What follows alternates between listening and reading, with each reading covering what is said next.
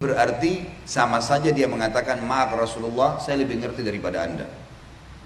Loh, Rasulullah SAW nggak contohin, terus dia mau kerjain gimana nih?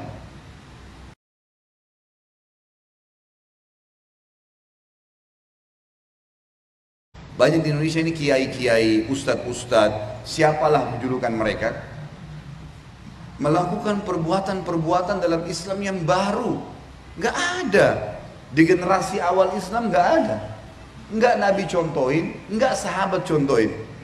Mereka ngarang-ngarang. Ditanya, kenapa anda lakukan itu? Adakah contohnya? Nggak ada sih. Terus kenapa? Kan baik. Kan bagus. Kan ini syiar. Alasan beragam macam, 1001 alasan dicari. Bukannya, oh iya, tidak ada landasan. Tadi ingat hadis Nabi, dua pedoman, Al-Quran dan Sunnah. Ada landasannya nggak? Ada ayatnya nggak? Ada hadisnya nggak? Pernah disampaikan nggak? Nggak ada. Mereka sendiri ngakuin nggak ada. Baik, kenapa dilakukan? Bagus, baik, gitu kan? Syiar. Ini berarti sama saja dia mengatakan, maaf Rasulullah, saya lebih ngerti daripada anda. Loh, Rasulullah SAW nggak contohin, terus dia mau kerjain gimana nih? Hanya alasan baik. Bayangkan kalau semua orang beralasan ini baik, ini syiar, lalu mereka mau leluasa melakukannya. Kira-kira yang tertinggal dari agama apa? Nggak ada lagi. Sudah nggak murni dan diwahyu itu. Padahal ingat sabda Nabi tadi awal saya sebutkan, dua pedoman. Kalau kalian berpegang teguh pada keduanya, tidak akan pernah sesat, tidak akan susah. Ini Nabi waktu mau meninggal disampaikan sallallahu alaihi wasallam. Kitabullah wa sunnati. Ingat Al-Quran dan Sunnah. Ustadz, kiai, habib, siapapun depan anda kalau menyampaikan sebuah, ini lakukan ini ya, menyampaikan sebuah hukum, tanya, ada ayatnya, ada hadisnya, ada contoh nggak? Kalau ada kerjain, silakan. Kalau nggak ada, untuk apa dibumbu-bumbuhin nih? Untuk apa? Dengan alasan syiar. Banyak yang disunnahkan yang bisa kita syiarkan. Banyak. Pada hari ini banyak muslimin yang merayakan tentang hari lahir Nabi SAW. Diingatkan, Nabi tidak pernah contohin saudaraku. Nabi gak pernah ngerayakan hari lahirnya. Sahabat juga gak pernah ngerayain. Dan munculnya tahun 230 Hijriyah nih. Di zaman kerajaan Fatimiyah, dirayakanlah. Mereka punya 6 macam maulid waktu itu. Maulidnya Nabi Muhammad SAW, Hasan, Husain, Fatimah, Ali, dan juga raja mereka. Dan sampai sekarang di Iran masih dilakukan tuh. Mereka berfaham Syiah. Mereka mengambil dari wilayah Bizantium, orang-orang Nasrani merayakan hari lahirnya Nabi Isa AS. Tarik juga nih ke Islam. Baik, Rasulmu, Nabi Muhammad SAW, kiaimu, utusan Allah, nggak pernah ngerayain tuh. Kenapa kamu lakukan? Syiar. Syiar nih, kan bagus. Kita kan baca salawat, saudaraku. Salawat yang Nabi SAW ajarkan sudah ditentukan. Bentuknya, kapan dibaca misalnya habis azan, gitu kan? Habis azan kata Nabi SAW, kalau kalian dengarkan muadzin, ikuti apa yang diucapkan dan bacalah salawat untukku.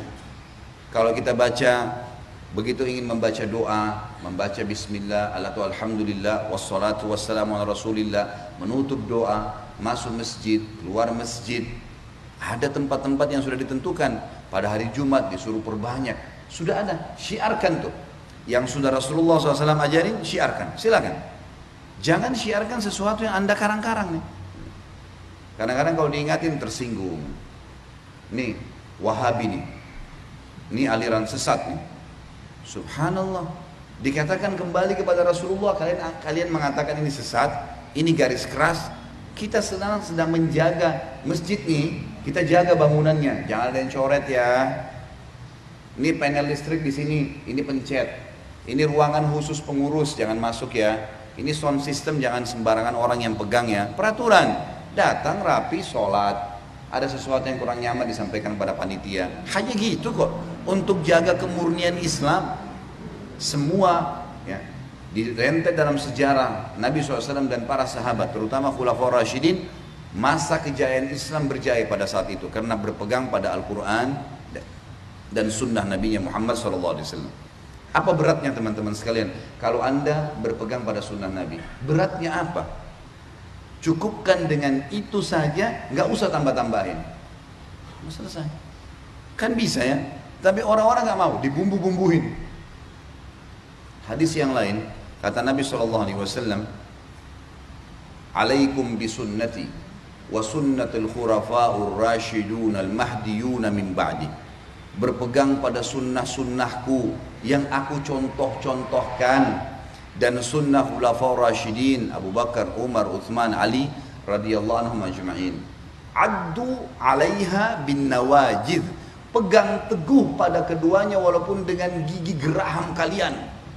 Nabi SAW sudah tahu nanti ada orang buat-buat nih yang tidak bertanggung jawab, suka ngarang-ngarang. Kata Nabi, berpegang teguh walaupun dengan gigi geraham kalian. Wa iyyakum wa muhdatsatil umur, dan hati-hati jangan tambah-tambah nih agama, gitu kan.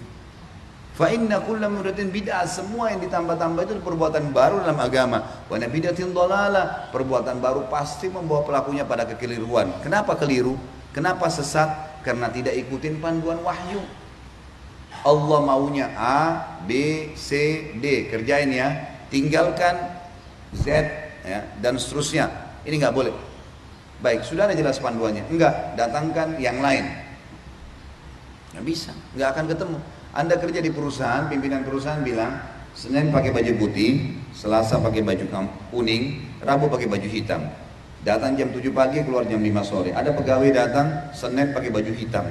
Rapi, tapi baju untuk hari Rabu tuh. Diingatin, gak mau gimana? Keluarin.